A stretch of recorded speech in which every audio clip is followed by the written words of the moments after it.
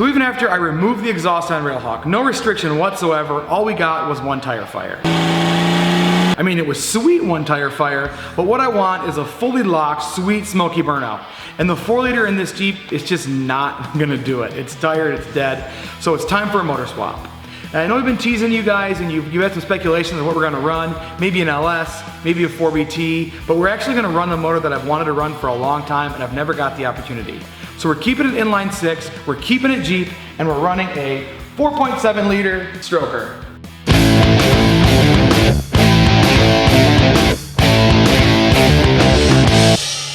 So the first thing we did was call up Titan Engines and see what they recommend for Project RealHawk. And what they recommended was their 4.7 liter stroker kit. I am so excited about this motor.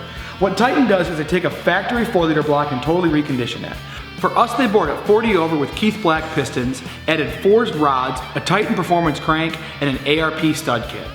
Then they threw in a comp cam. They do all their quality testing and they shipped it off to us. Once we got the short block in, we had to pick out a head because I was not using that factory 2001 head. Last year, Edelbrock debuted their all aluminum Performer head for the 4-liter, and as soon as I saw it, I was stoked. And I knew it was gonna be the perfect head for this 4.7 liter build.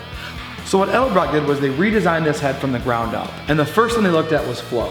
So this head flows through all the ports way better than the factory head, which is really important for our 4.7 liter. But they're using the factory valves, the factory rockers, and the factory push rods, which means we don't have to do any custom machine work or anything like that. But the rocker bosses are really, really beefy. So if you want to do a custom valve train, there's plenty of platform there for you to do any machine that you need. But the factory valves are going to be just fine for us.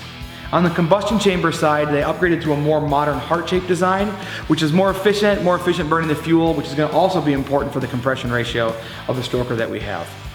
They have a 3/4 inch depth all the way around for stiffness, and they had helicoils in all the intake and exhaust studs, which is great because I always seem to strip or break or ruin those studs. That should take care of that problem entirely.